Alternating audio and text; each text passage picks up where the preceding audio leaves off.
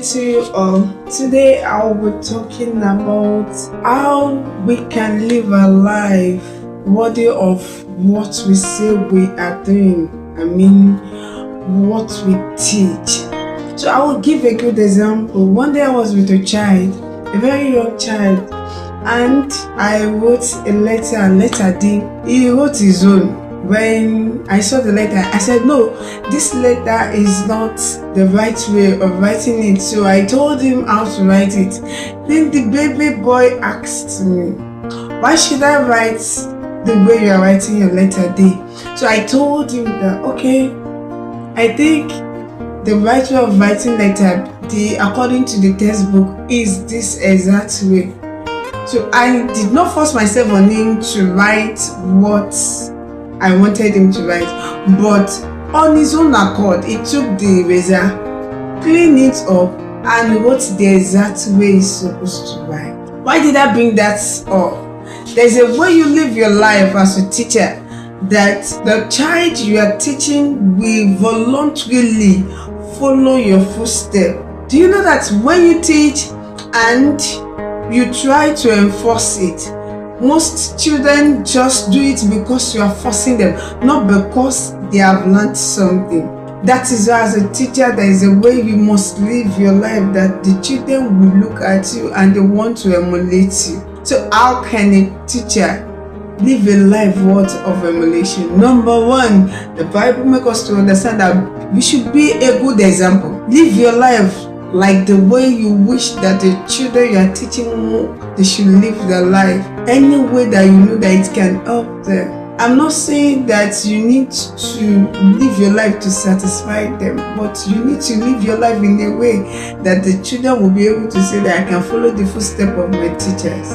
Number one, in conversation. There was a time a student in my class used an abusive voice, and it was so odd. When I look at the students, every other student around just said that, kneel down. Then the student looked, because she happened to be a new student in my school. The student looked at and said, what did I do? He said, in our class you don't use such word.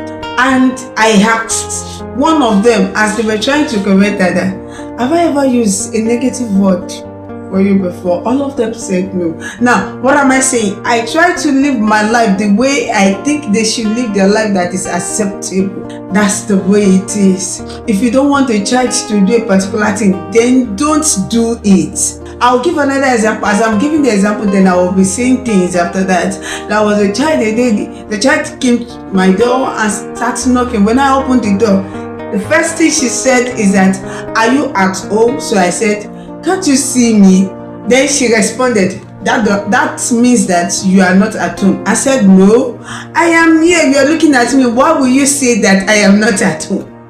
Then it dawned on me that maybe at home, when they send her to say, oh, did you see me? You understand that kind of word, like, am I around?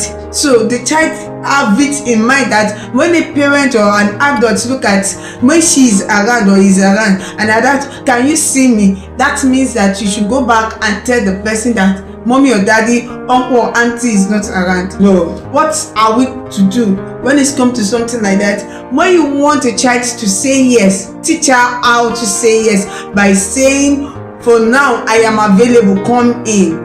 Or for now I am here, or maybe later I'm going out. Know that, can you see me?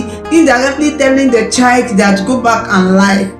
You should live your life the way you want the child that you're teaching to live their life. You don't just live your life anyhow as a teacher. Another example, a child in SS2 as at that time walked up to me and was so worried. I said, what's the problem? I said, a boy in her class wanted her to receive wristwatch and she would not like to collect it because her parents told her not to. So I look at it, it is one of those norms among the teenagers that during Valentine or whatever time they feel like sharing gifts, why some of them use it to pass a wrong message to the opposite sex.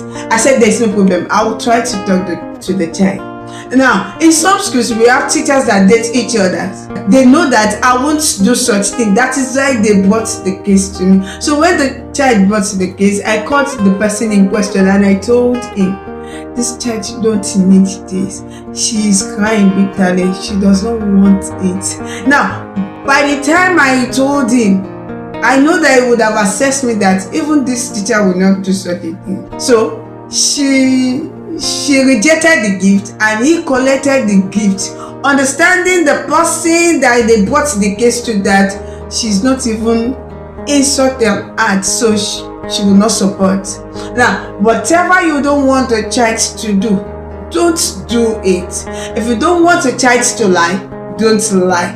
If you don't want a child to live a life of immorality, then you don't live it. There is a thing that some of us as a teacher don't know, that even our secret life that the children are not there, they did not see, reflects or affects the children we are teaching.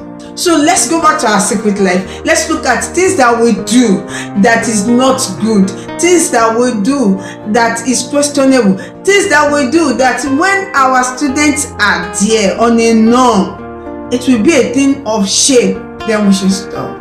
By stopping, God will help you to also strengthen you in order to teach those children what is right from what is wrong. I know that you have learned something today. Thank you. God bless you. Bye-bye.